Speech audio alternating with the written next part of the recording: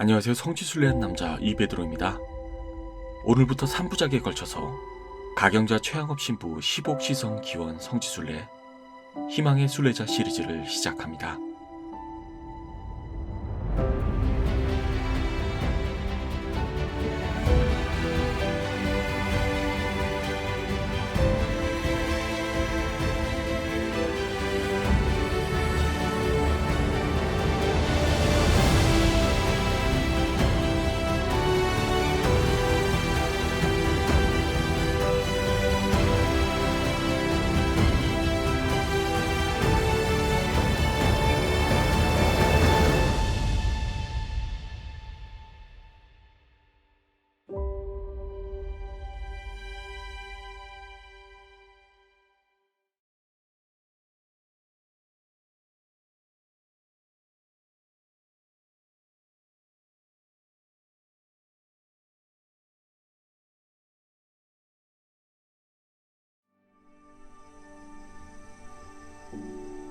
첫 번째 순례지는 최양업 신부님의 탄생지인 청양 다락골 성지입니다.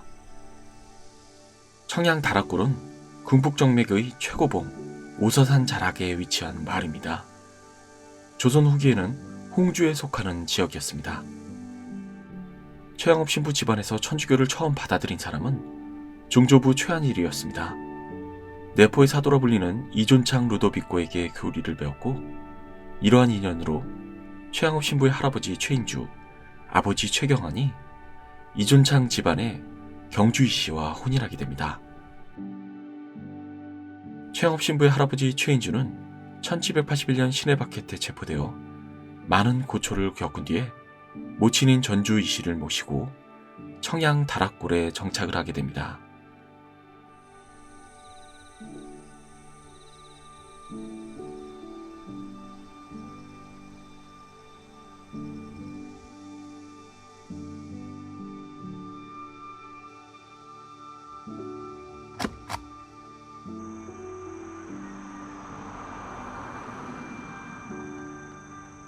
최양업 토마스 신부는 1821년 3월 1일 이곳 다락골 세터에서 아버지 최경환 프란치스코 성인과 어머니 이성래 마리아 복자의 6 아들 중 장남으로 태어났습니다. 세터 성지는 청양 다락골 성지로 올라가기 약 1.2km 전에 자리하고 있습니다. 제가 방문했을 때는 새롭게 성지를 조성하는 공사가 한창이었습니다. 다락골에 정착한 최씨 일가는 골짜기를 개간하고 마을을 형성하며 어느 정도 안정적인 생활을 할 만큼의 부를 축적하게 됩니다. 하지만 평온한 생활이 계속되면서 가족들이 냉담에 빠지는 등 신앙생활의 느슨함과 위기감을 느낀 최양업 신부의 아버지 최경환은 1827년 고향과 재물을 버리고 20명의 가족들을 이끌고 서울 낙동으로 이주를 하게 됩니다. 그러나 서울로 이주한 뒤 박해의 위험에 처하게 되고 서울에서 멀리 떨어진 강원도 김성으로 이주를 하게 됩니다.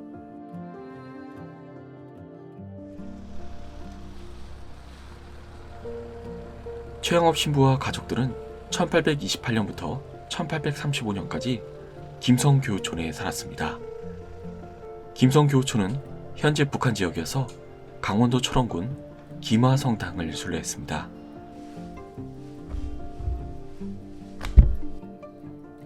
김성에는 현성문 가를로 성인의 가족들이 이웃에 살았고, 민극과 스테파노도 자주 내영하여 최양업 신부는 이곳에서 민극과 스테파노 성인에게 교리를 배우게 됩니다. 최양업 신부 가족들은 이후 경기도 부평 저풀이로 이주를 합니다.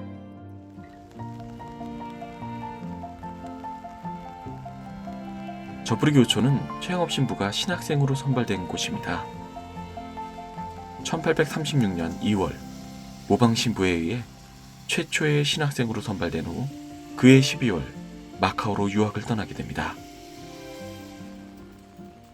저풀이 교우촌의 정확한 위치는 확인되지 않으나 현재 녹청자 박물관 일대로 추정됩니다.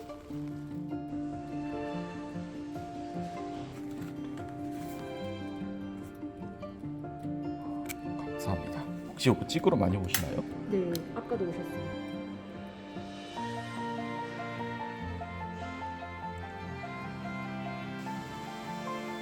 최영환 신부가 유학을 떠난 뒤 저풀에 살던 최경환 성인은 가족들을 이끌고 1838년 수리산 귀뜸이로 이주를 합니다. 신앙을 위해 안정적인 생활을 벌이고 고달픈 여정을 할 만큼 모범적이고 열성적인 신앙생활을 했던 최경환 성인은 수리산 교우촌의 회장으로 임명되어 자신의 본분을 다하게 됩니다.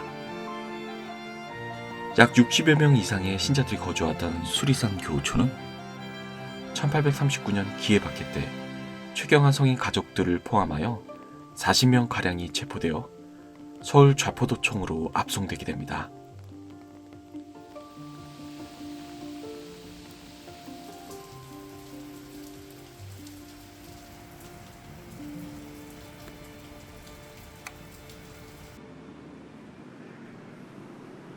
종로성당은 포도청 순례지 성당으로 천주교 신자들이 붙잡혀 고초를 겪고 순교했던 포도청, 의군부, 형조, 전옥서를 관할하고 있습니다.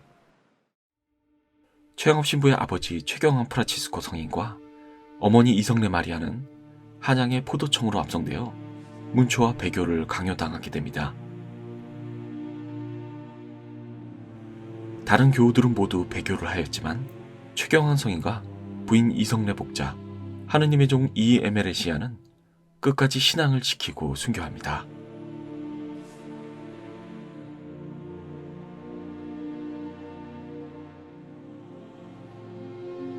본래 포도청은 도둑을 잡는 포도와 순찰을 하는 순례를 담당하는 기관이었지만 박해 시대에는 천주교 신자들을 색출하는 일이 주요 임무가 됩니다. 포도청에서 형벌은 엄격하게 법으로 정해져 있었으나 천주교 신자들에게는 법에 의거하지 않고 함부로 형벌을 가하는 남형이 남발되었습니다. 최경환 성인은 40여일간의 옥살이 중에 팔다리를 부러뜨리는 주리질과 주장질에 이어 치도곤 110대, 주장과 태장 합 340대를 맞고도 신앙을 포기하지 않았고 결국 포도청 옥에서 장독으로 순교하게 됩니다.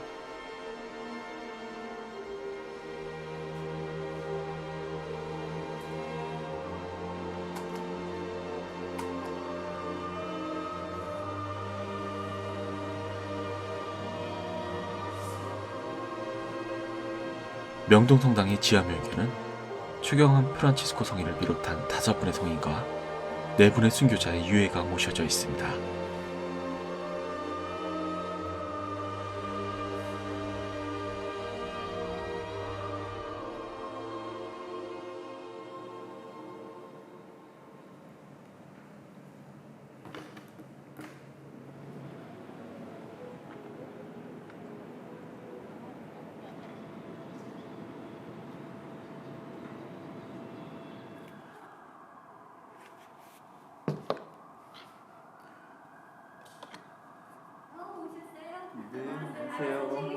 네.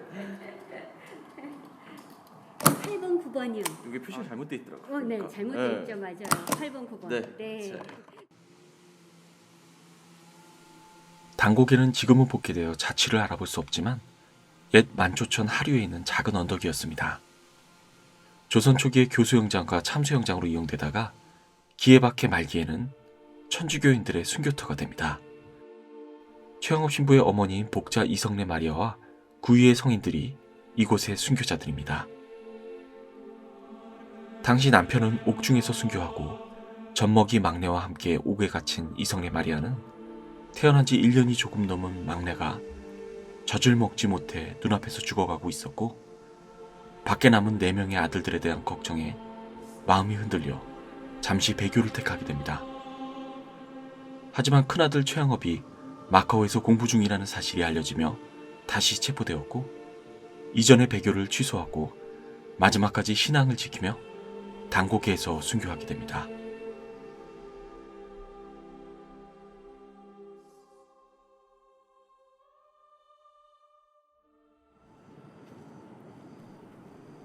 최영업 신부의 아버지 최경환 프란치스코는 1984년 5월 교황 성요한 바오로 2세의 집전으로 거행된 103위 순교복자 시성식을 통하여 성인으로 시성되었고 어머니 복자 이성래 마리아는 2014년 8월 교황 프란치스코의 집전으로 거행된 윤치충 바오로와 123이 시복식을 통하여 복자로 시복됩니다.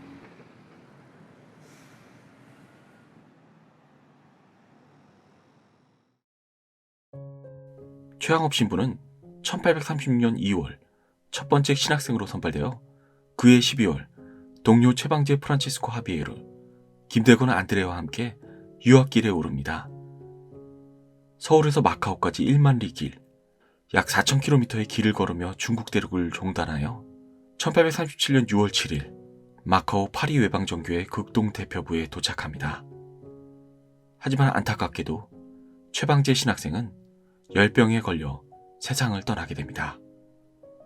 최양업과 김대건은 마카오 지역의 소요로 잠시 필리핀의 롤론보이로 피신하였다가 마카오로 돌아와 학업을 이어갑니다.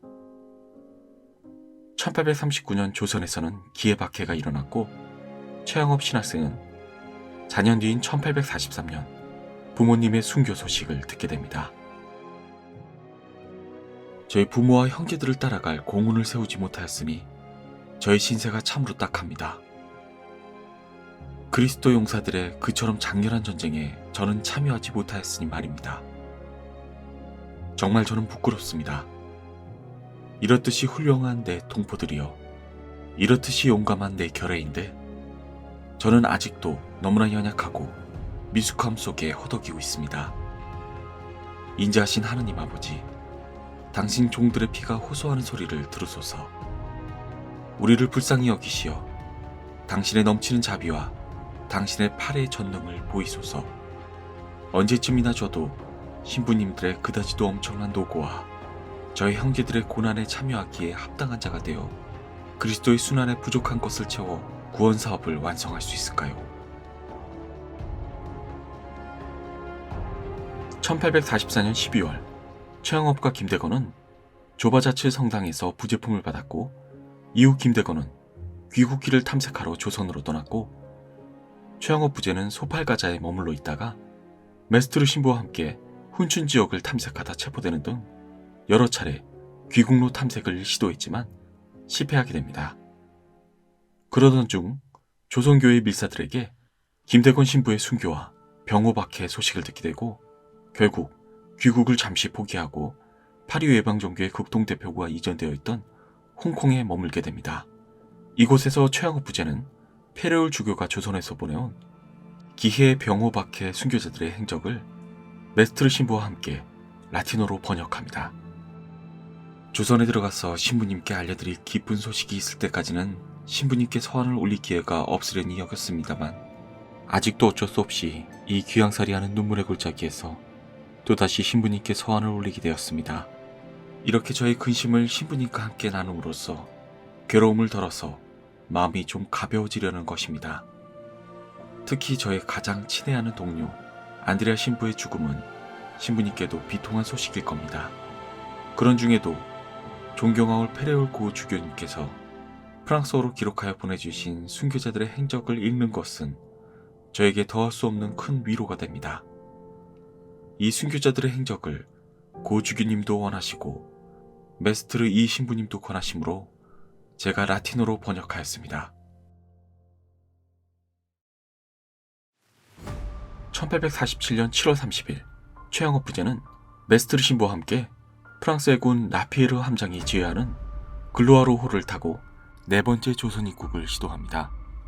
하지만 프랑스 함선이 서해의 신시도 인근 바다에 좌초되면서 신시도에 머물게 됩니다. 최양업 부제와 메스트르 신부는 한 달간 신시도에서 야영하며 육지로 상륙할 방법을 찾아보았지만 결국 9월 12일 구조차 온 영국 함선을 타고 상해로 돌아가게 됩니다. 저는 고군산도에 남아있기를 원하여 함장에게 여러 번 청하였으나 함장은 저의 뜻에 결코 동의하려 하지 않았습니다. 저는 서원까지 하면서 간절히 소망하여 마지 않았고 또 천신만고 끝에 가까스로 여기까지 왔는데 이제 손안에까지 들어온 우리 포교지를 어이없이 다시 버리고 부득이 상해로 되돌아오지 않을 수 없게 되었으므로 저도 모르게 눈물을 줄줄 흘렸습니다. 그러나 우리는 아직도 희망을 잃지 않고 아직도 낙담하지 않으며 여전히 하느님의 자비를 바라고 하느님의 전능하시고 지극히 선하신 섭리에 온전히 의지하고 있습니다. 저도 하느님 안에서 항상 영원히 희망을 가질 것이고 하느님의 영광을 위해 일하려고 저 자신을 온전히 하느님의 손에 맡겼으니 그분을 언제나 믿을 것입니다.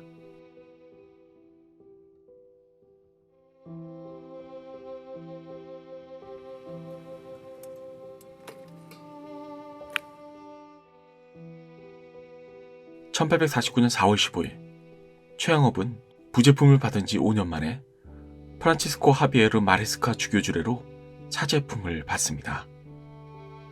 이후 다시 귀국길을 탐색하려 백령도까지 도착하여 5번째 입국을 시도했지만 실패하게 되고 1849년 베르네 신부의 보좌가 되면서 차쿠에서 중국 신자들을 대상으로 사목 활동을 하게 됩니다.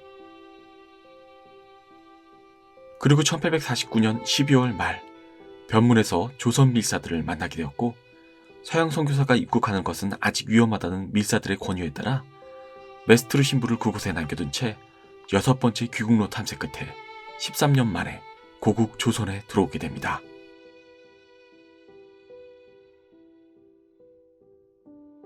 저에게는 관문경비 초소의 경계망을 들키지 않게 피해갈 수 있는 가능성이 전혀 보이지 않았습니다. 오로지 모든 기대와 희망을 하느님의 자비하신 전능에 의탁할 뿐이었습니다. 하느님의 도우심에 의지하고 체포될 각오를 단단히 하고 밤중에 관문경비 초소에 다가갔습니다. 압록강 강변을 지키는 경비들은 성벽 위와 읍내로 들어가는 성문에 경비하고 있는 것이 일상 임무였습니다.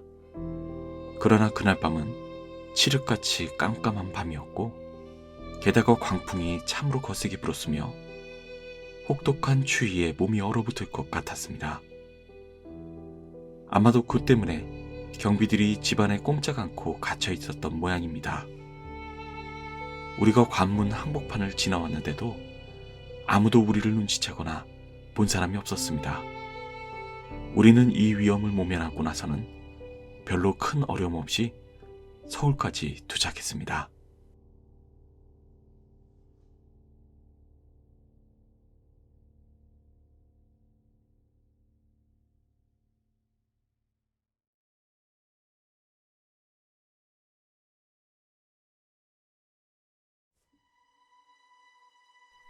안녕하세요. 성지순례한 남자 이베드로입니다. 오늘부터 3부작에 걸쳐서 가경자 최양업 신부 10옥 시성 기원 성지순례 희망의 순례자 시리즈를 시작합니다.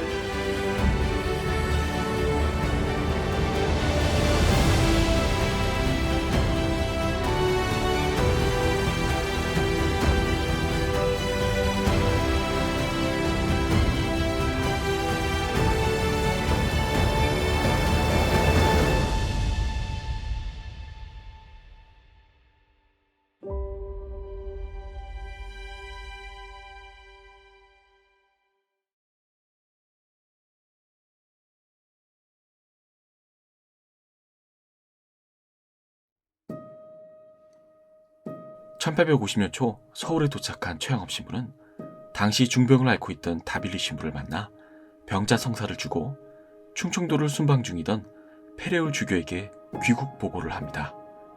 그런 다음 6개월 동안 전국 5개 도에 흩어져 있는 교우촌을 순방합니다. 은희 성지와 미리네 성지 사이에 있는 한덕골 교우촌에는 최영업 신부의 작은아버지 최영검 베드로 일가가 1837년부터 정착해 살고 있었는데 사제품을 받고 귀국한 최영업 신부는 이곳에서 가족과 눈물로 상봉하고 형제들을 위로합니다.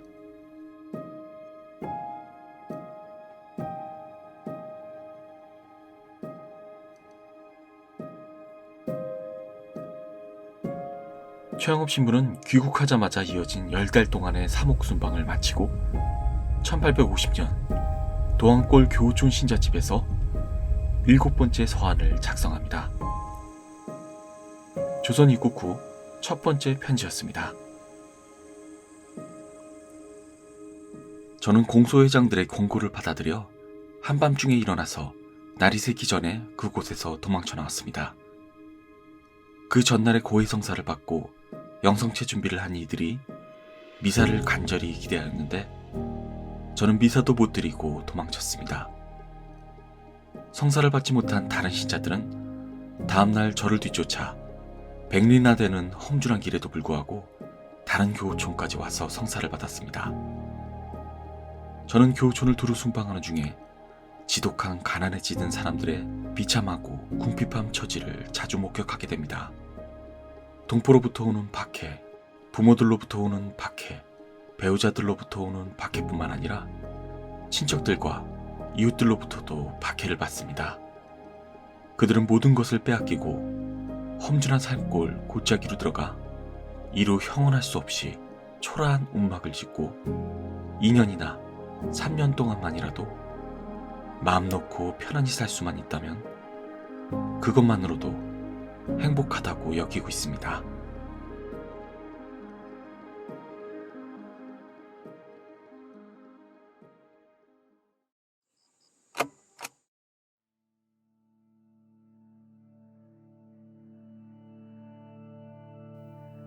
최영업 신부가 자신의 서한에 기록한 교우촌들은 박해의 위험으로 이름과 정확한 위치를 숨겼기 때문에 확인할 수 있는 곳이 몇 군데가 되지 않습니다.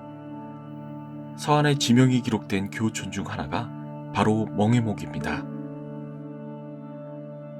최영업 신부가 처음 멍해목 교우촌을 방문한 것은 1851년이고 8번째 서한에는 멍해목 신자들에 대한 이야기가 쓰여 있습니다. 조씨라는 매우 지체 높은 양반이 입교한 사정은 다음과 같습니다. 그의 마을에서 멀지 않은 멍해목이라는 한 산골에 천주교 신자들이 살고 있었습니다. 그 양반이 신자들이 사는 근처 골짜기에 농사를 지으면서 살집을 지으려고 그 산에 왔습니다. 그때 마침 우연히 멍해목 신자 마을이 화재로 몽땅 타버리는 사건이 벌어졌습니다. 조씨는 즉시 그 마을에 가서 화재를 당한 신자들을 위로하였습니다. 그런데 조씨가 보기에 신자들은 조금도 근심하거나 마음에 동요하는 빛이 전혀 보이지 않았습니다. 과연 우리는 천주교를 믿습니다. 우리는 좋은 일이나 굳은 일이나 모든 일은 하느님의 뜻에 따라 일어난다고 믿습니다. 그러므로 지극히 좋으신 하느님께 항상 의탁하며 하느님의 헤아릴 수 없는 안배를 친송할 뿐입니다. 라고 대답하였습니다. 조씨는 이 말을 듣고서 크게 기뻐하고 만족하여 곧 천주교를 믿기로 결심하고 기도문과 교리문답을 배우며 천주교의 법규를 실천하기 시작했습니다. 양반 조씨는 천주교에 입교하고 교회 법규를 지키기 위해 자신이 살던 집과 우상들을 불질러버리고 친척들과 친지들과의 교제를 모두 끊어버리기까지 합니다. 그렇게 1년여가 지난 후 조씨는 멍해목을 방문한 최영업 신부로부터 바오로라는 세례명으로 하느님의 자녀가 됩니다.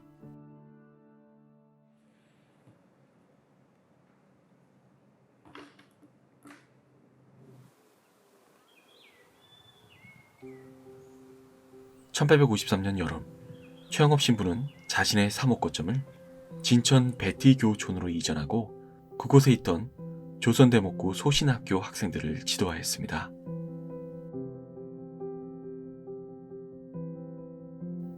베티의 소신학교는 다빌리 신부가 페레울 주교의 명을 받아 1850년에 설립한 것으로 2칸짜리 초가집을 신학교 건물이자 성당 겸 사제관으로 쓰고 있었습니다. 최영업 신부는 다빌리 신부 뒤를 이어 신학생들을 지도하였고 3명의 신학생을 말레이시아 페낭 신학교로 보냈습니다. 신학생들의 유학 이후 소신학교는 문을 닫지만 최영업 신부는 1856년 여름까지 약 3년간 베티 교우촌을 사목거점으로 삼고 전국 5개 도를 순방하였습니다. 이때 최영업 신부는 1년에 약 7,000리를 걸어 127개가 넘는 공소를 방문했고 240명의 어른에게 세례성사를 주었습니다. 최영업 신부가 사목순방에서 만난 신자 수는 1850년 3,815명, 1851년 5,936명으로 전국 신자 수에서 34에서 52%에 해당하였습니다. 최영업 신부가 휴식을 취할 수 있는 시간은 장마 시기인 여름이나 가을 판공이 끝나면 10월경이었고, 그때는 베티 사제관에서 저술에 몰두하였습니다. 최영업 신부는 기존의 천주교 서적들이 대부분 한문으로 되어 있어 이를 읽을 수 없는 부녀자나 하층민 신자들에게 한글 기도서와 교리서가 절실히 필요하다는 것을 깨닫고 여러 편의 천주 가사를 짓고 최초의 한글 기도서 천주 성교 공과와 교리서 성교 요리 문답을 지었습니다. 한글이 교리 공부하는 데 매우 유용합니다. 우리나라 알파벳은 10개의 모음과 14개의 자음으로 구성되어 있는데 배우기가 아주 쉬워서 10살 이전의 어린이라도 글을 깨칠 수가 있습니다. 이 한글이 사목자들과 신부님들의 부족을 메우고 강론과 가르침을 보충하여 줍니다. 쉬운 한글 덕분에 세련되지 못한 산골에서도 신자들이 빨리 천주교 교리를 배우고 구원을 위한 훈계를 받을 수가 있습니다.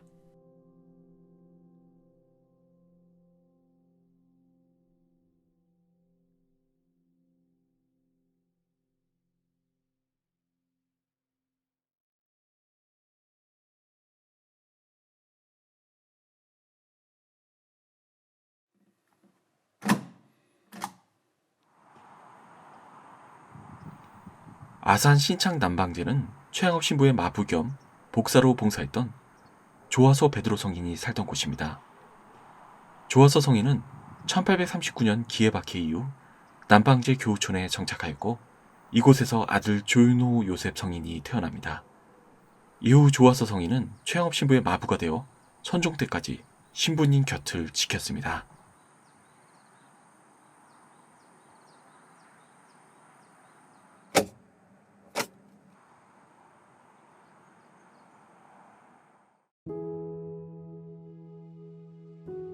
성거사 성지는 1800년 초부터 박해를 피해 숨어 들어온 신자들로 교우촌을 이루었던 곳으로 최영업 신부 큰아버지 최영렬과 동생 최선정이 잠시 살았던 곳이면서 최영업 신부가 사목을 위해 자주 들렸던 교우촌 중 하나입니다.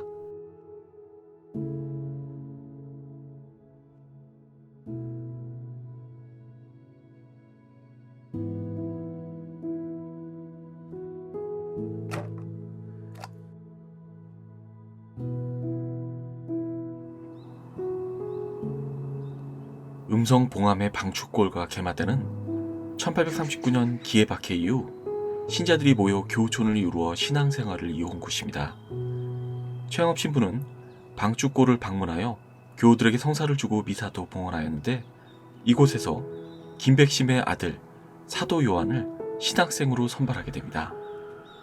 김 사도 요한은 이후 베티 소신학교에서 공부를 한 뒤 말레이시아 페낭으로 유학을 떠나지만 안타깝게 성소의 결실을 맺지 못하고 1863년 다시 방축골로 돌아옵니다.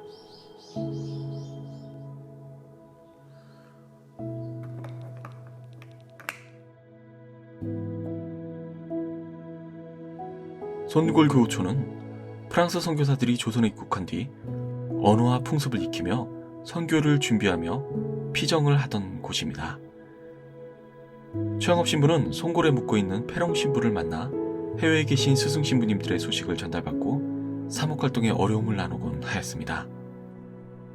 오랫동안 쓸쓸한 심정으로 초조하게 고대하던 신부님의 서한 두통을 패롱 신부님 편으로 받았습니다. 또 신부님께 대해서도 패롱 신부님으로부터 직접 많은 이야기를 들었습니다. 저는 2번이나 패롱 신부님을 찾아가서 여러 날 동안 묵었습니다. 저는 신부님께서 미리 알려주신 덕분으로 벌써 패롱 신부님을 잘 알고 있었으므로 서로 우정이 싹 터 있었습니다. 또 우리가 필연적인 인연으로 함께 묶여 있음을 미리 맛보고 있는 터였기에 우리는 주님 안에서 기쁨을 함께 나누었습니다.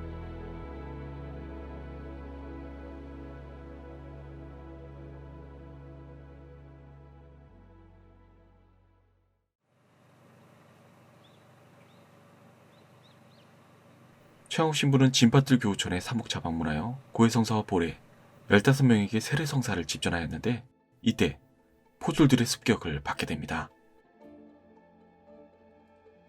하루는 전라도의 진밭들이라는 마을로 갔는데 그곳은 얼마 전부터 거의 마을 전체가 교리를 배우면서 세례 준비 중이었습니다. 저는 저녁 나절에 신자 몇 명에게 고해성사를 집전한 다음 아기 세례에 이어서 대세받은 아기들에게 세례성사 보례를 집전하였습니다.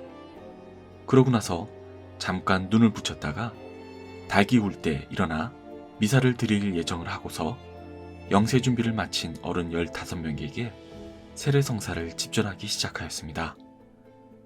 그때 갑자기 100명이 넘는 포졸들이 마귀떼같이 몽둥이를 들고 쳐들어왔습니다. 그들은 제가 성사를 거행하고 있는 집을 둘러싸더니 미사 가방과 성작 등을 빼앗아가기 위해 제가 있는 방까지 들어오려고 덤벼들었습니다. 그러나 거기 함께 있던 신자들이 비록 숫자는 그들보다 적었으나 그들의 침입에 완강히 대항하여 못 들어오게 막았습니다. 저는 몇몇 신자들과 함께 방 안에 있었는데 신자들의 도움으로 급히 미사짐을 챙겨 치우고 뒷창문으로 재빨리 빠져나와 캄캄한 밤을 이용하여 산속으로 도망칠 수 있었습니다. 저와 몇몇 신자들은 신발도 신지 못한 채 바위와 가시덤불 사이로 허둥지둥 이리저리 헤매었습니다. 진밭들 교우촌은 현재 일대가 박과 민가여서 진산성지를 순례하는 것으로 대체하였습니다.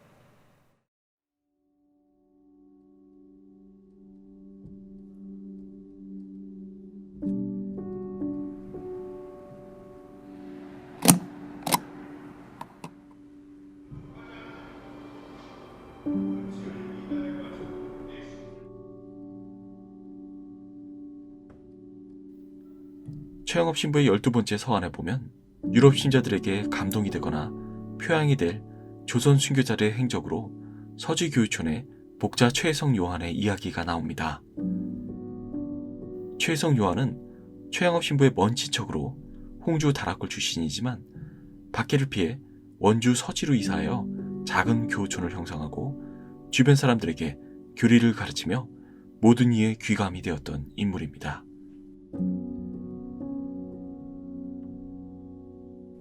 (1839년에) 일어난 기해박해가 날로 더욱 악랄하게 되자 요한은 자기 부모와 가족들을 좀 더 안전한 곳으로 피신시켰습니다. 그런 다음 교회 서적들을 가져오기에 다시 집으로 가던 중 포졸들과 마주쳤습니다. 포졸들은 요한을 신자인 줄 알아보고 체포하여 그에게 이웃신자들을 고발하라고 윽박질렀습니다. 그러나 아무 소득이 없자 그를 관가로 끌고 갔습니다. 그는 포졸들한테서 얼마나 매를 많이 맞았던지 온몸이 상처투성이어서 몸을 가누기조차 힘겨워하였습니다. 그러나 그는 영혼의 눈으로 예수님께서 십자가를 지시고 갈바리아 산상으로 올라가시는 모습을 주목하였습니다. 그러자 잡혀가는 길목인데도 느닷없이 힘과 활기가 용솟음치는 것이었습니다. 요한의 몸은 온통 피투성이가 되고 살이 갈기갈기 찢어지고 뼈가 드러났으나 하느님의 사랑으로 불붙은 그의 영혼은 기쁨으로 용약하였습니다. 그는 지겹게도 21차례나 문초를 당하였습니다. 얼마나 모질게 고문을 당하였는지 살과 가죽이 해져 창자가 몸 밖으로 쏟아져 나왔으며 뼈가 으스러졌습니다. 마침내 사형 선고를 받고 음력 1839년 7월 29일에 목이 잘려 29세의 나이로 순교하였습니다.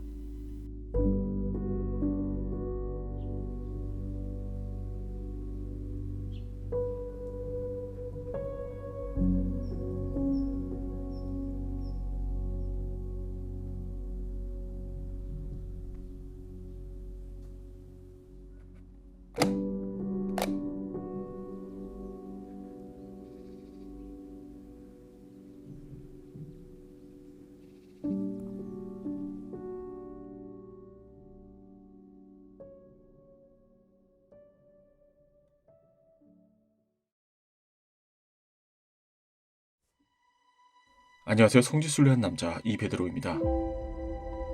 최양업 신부 희복시 성기원 성지순례 희망의 순례자 마지막 영상입니다.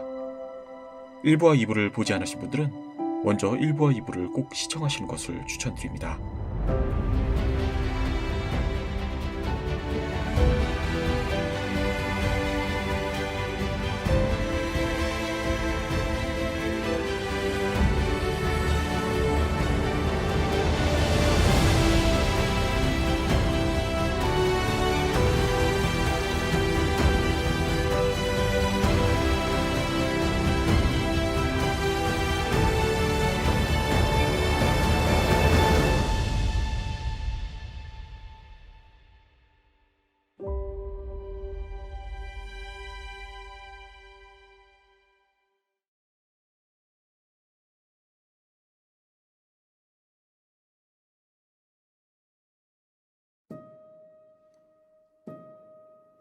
최양업 신부의 12번째 세원과 13번째 서원을 보면 황해도 교우촌에 대한 이야기가 나옵니다. 저는 며칠 후 여기서 700리 떨어진 새 교우촌으로 출발할 예정입니다. 이 교우촌은 귀양간 어떤 신자가 그 마을 사람들에게 복음의 씨를 뿌려 최근에 교우촌을 형성한 곳입니다. 그 신자가 사람을 보내 선교사 사제를 모셔오도록 청한 것입니다. 제가 그 고장에 갔을 때 이 가련한 여인이 얼마나 거룩한 원의와 열정과 회한으로 제 말을 듣고 성사를 받았는지는 아무리 묘사하여도 믿기지 아니할 것입니다.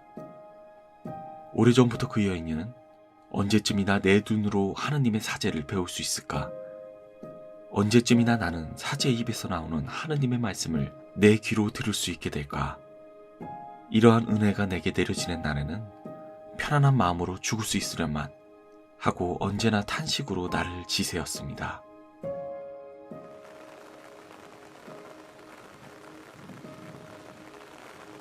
황해도 교우촌은 현재 북한 지역이어서 북한 지역 순교자들의 순례지인 참회와 속죄 성당으로 순례를 대신합니다.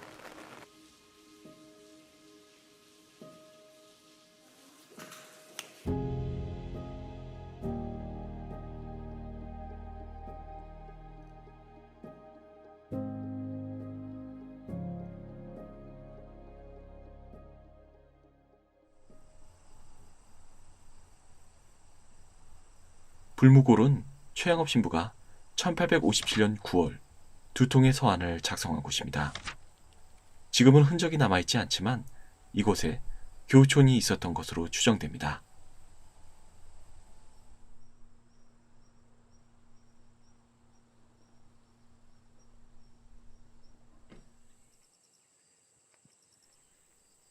삼막골은 최양업 신부의 단짝 패롱 신부가 1858년부터 거주하였던 주요 사목지입니다. 최양업 신부는 이곳에 자주 방문을 하였다고 합니다.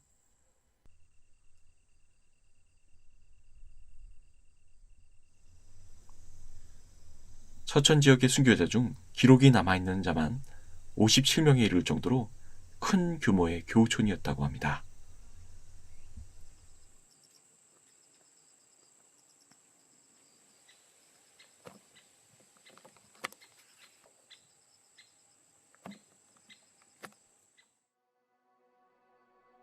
최양업 신부의 13번째 서한을 보면 사흘길을 걸어 방문한 5가정이 살고 있는 교우촌에 대한 이야기가 나옵니다. 바로 만산 교우촌에 대한 이야기입니다. 이 작은 촌락은 험준한 산속에 있는데 이름을 만산이라고 합니다만 가히 조선의 알프스 산맥이라고 말해야 적절할 만큼 아주 높은 산꼭대기에 있습니다. 제가 찾아가서 성사를 집전해 주어야 할 곳이 그곳입니다.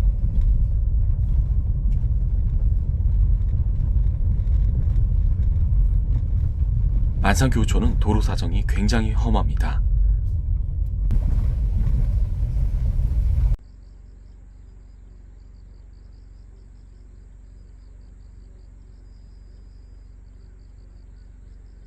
만산교우촌은 화천성당을 순례하는 곳으로 대신할 수 있습니다.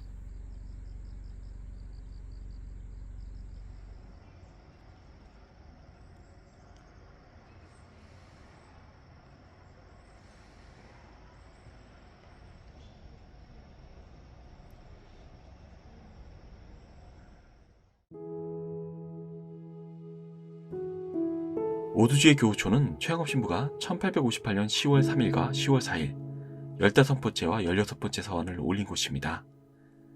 계곡 일대가 교우촌이 있었던 곳으로 여겨집니다.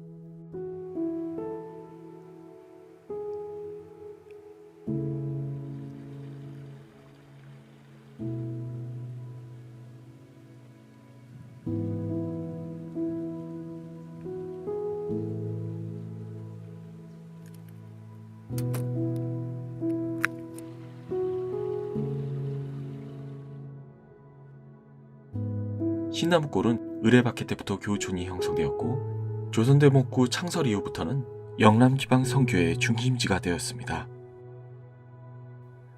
샤스탕 신부, 다빌리 신부, 리델 신부가 이곳에서 사목활동을 하였으며 1849년부터 1861년 6월까지 12년간은 최양업 신부가 이곳에 방문해 성사를 주었다고 전해집니다.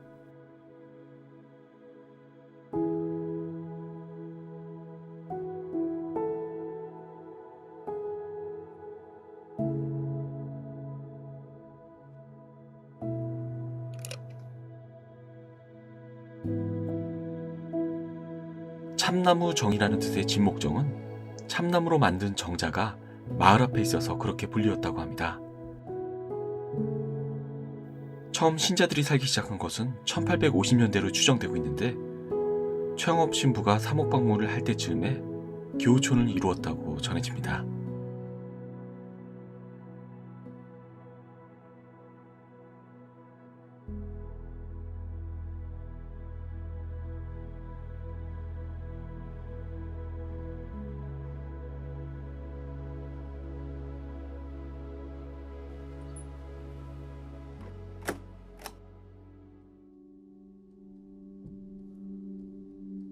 (1860년) 경신 박해로 최영업 신부는 경상도 남쪽 중림교우촌에 갇혀 지내야만 했습니다.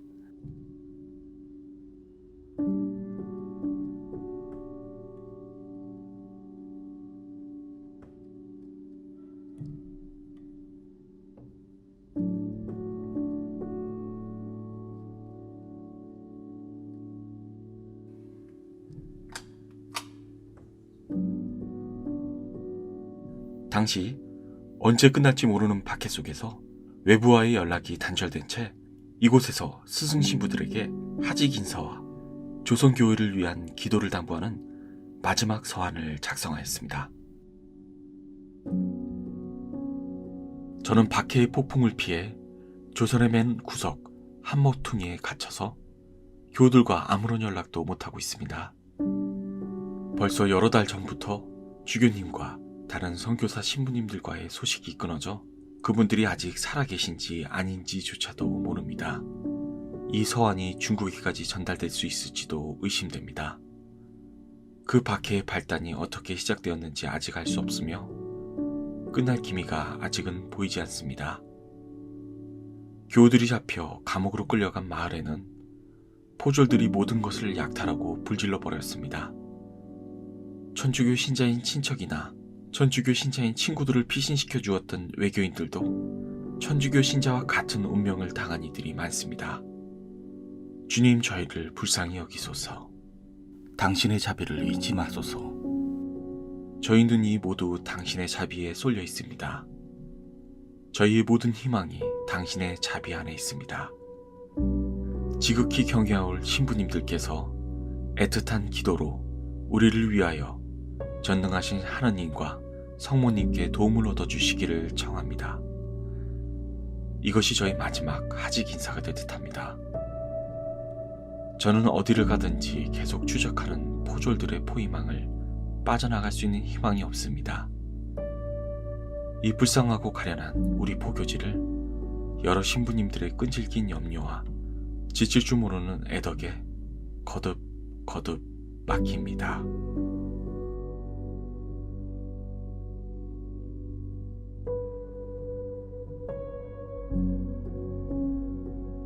(1860년) 경신 박해의 위험이 사라지자 최영업 신부는 그 손실을 보충하기 위해 다시 열성적으로 교우촌을 순방하며 성사를 주었습니다. 패롱 신부의 기록에 따르면 최영업 신부는 하루에 80리 내지 100리를 걸어 다녔고 밤중으로 교우촌을 방문하였으니 그가 한 달 동안 취할 수 있는 휴식은 나흘 밤을 넘지 못하였다고 합니다. 1861년 초여름, 최영업 신부는 밤낮으로 교우촌을 순방하며 당시 상황과 결과를 베르네 주교에게 보고하기 위해 서울로 향했습니다. 그러던 중 문경시 진안리에서 과로에 장티푸스까지 걸리면서 보름 정도 앓다가 1861년 6월 15일 40살의 나이로 선종합니다.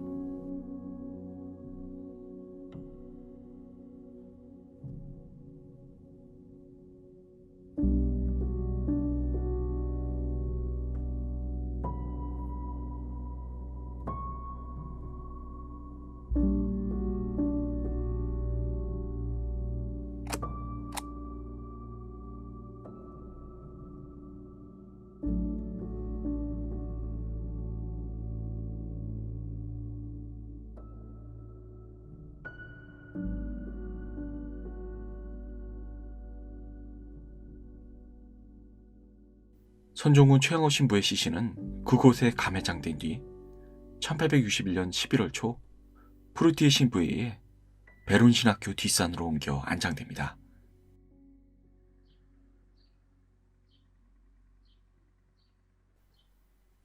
베론은 1791년 신해 박해 이후 충청도 지역에서 피신온 교우들이 옹기점을 운영하면서 교우촌을 형성한 곳입니다. 황사영 백서 사건 이후에도 신앙을 지킨 교우들 덕택에 유지될 수 있었고 1850년 중반부터는 성요셉 신학교가 설립되면서 조선교회의 미래와 희망을 키워왔습니다.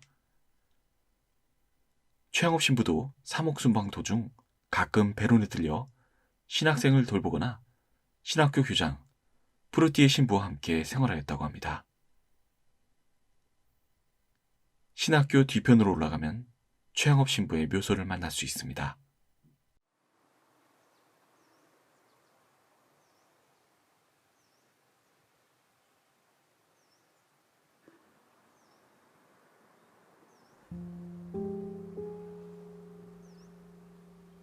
우리의 유일한 현지인 사제인 최 토마스 신부는 굳건한 신심과 영혼의 구원에 대한 불타는 열의, 그리고 대단히 값진 그의 훌륭한 분별력으로 우리에게 너무나 소중한 존재였습니다.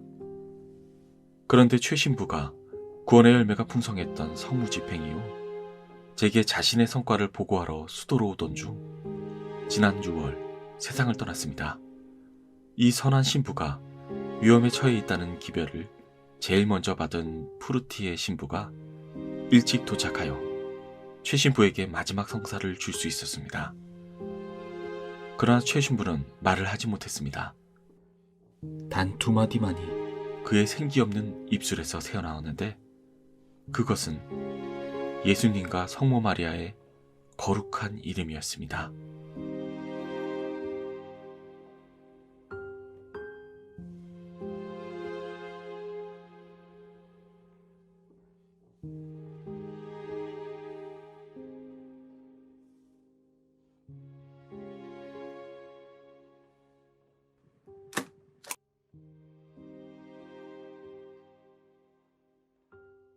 최영업 신부는 2016년 4월 프란치스코 교황에 의해 가경자로 선포되었습니다. 하지만 2021년 시복을 위한 기적심사에서 아쉽게 탈락을 하였습니다. 최영업 신부의 시복 시성을 위해 더 많은 사람들의 관심이 필요한 때입니다.